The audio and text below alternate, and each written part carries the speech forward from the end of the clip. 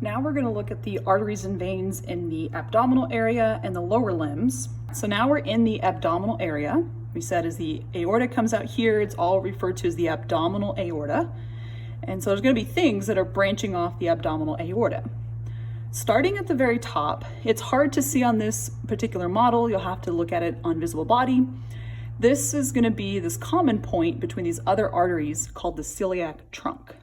And then you're going to have these arteries coming off that are going to these particular organs. And a lot of times they're named for the organs that they are going towards. So coming here, this on the right side is the liver. So this is the hepatic artery coming on that side. To the left side, this is the spleen. So this is the splenic artery through there.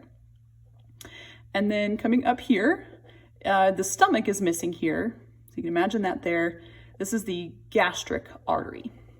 The next thing to come down, this little stub here, this is the superior mesenteric artery. It's the very beginning of it. There's going to be lots of arteries that come off of here, and there's some good pictures from your book. That's going to be supplying your intestines. The connective tissue between your intestines is referred to as the mesentery. So that's where the name for this artery comes from. So that's the superior mesenteric artery. We'll see we have an inferior one as well. But moving down, the next artery coming off the abdominal aorta going to your kidneys are the renal arteries, the ones in red here. And again, you have a corresponding vein to most of these structures as well. Keep that in mind. Moving down, these thinner ones that are going down to this area, the general name for these is gonadal artery. Okay, that's the general term for the gonads, but is more specifically in males, this will be called the testicular artery. In females, it will be called the ovarian artery, but a general way to think of it is the gonadal artery. And then the last branch to come off the abdominal aorta is going to be the inferior mesenteric artery. So we had superior, we also have inferior. It's the most inferior branch off of the abdominal aorta. So next to the abdominal aorta is the inferior vena cava. And then the only special name for the vein in this area is a vein that's going to your liver. This is called the hepatic portal vein. It's the blue vein running along with the hepatic artery. As we'll learn, all the food from your intestines isn't going to be taken directly into the blood. Instead, it's going to be taken to the liver first, and then it's going to return back to your circulation. There's going to be a lot of processing happening in the liver. And so it's running through the portal first. So this is the hepatic portal vein. You do have a hepatic vein that's up here. You don't have to identify that though on this model. Okay, so now let's look at the lower limb. So the abdominal aorta is coming here. Once it splits, it's given a different name.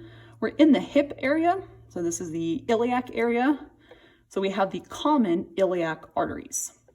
Common means there's going to be branches that split off of that. This is the common point between the two. And so it's similar to internal-external carotid. We also have an internal and external iliac artery. So both of these are the internal iliac arteries. Both of these are the external iliac arteries. So those are going to continue through there. External iliac is then going to turn into and become the femoral artery. So let me back this up. We'll back up a little bit more in just a second. So we have this large femoral artery running through there. As it comes, it's actually going to go towards the back. And as it runs behind your knee, that's when it's referred to as the popliteal artery. Okay, that region behind the knee, popliteal. That popliteal is then going to continue and then be called posterior tibial artery. Just keep moving back here. So behind the tibia, posterior tibial. You also have an anterior tibial. That's going to be running on the front. So through here. You can also see some of it peeking through right here. This model does not show the fibular artery, but that would be running out here next to the fibula. And then the last one to know, anterior tibial, as it comes on the top of the foot, is referred to as dorsalis pedis. So coming down here, the top of your foot, dorsum dorsalis, pedis refers to the foot, like pedal. And that's a common place. They might want to check diabetics to make sure they can feel the pulse down there, because that can be some of the first places where circulation might be lost from. So you want to make sure things are still circulating properly. Talk about the veins in the lower limb. So the only veins you need to know are the great and small saphenous veins. Great is coming here in the medial side, going all the way down the lower limb. That's why it's called great. On the posterior side, and more lateral, is the small saphenous vein, coming on this side. Those saphenous veins can be used to take a portion of that, and they might use that when they do a bypass surgery in the heart. They can take a piece of that and then reconnect the veins to maintain blood flow. That's where they might get that material from. Okay, so you'll see that a lot of the arteries are named for the bones or the regions that they're running through. So hopefully that can help you remember where those structures are.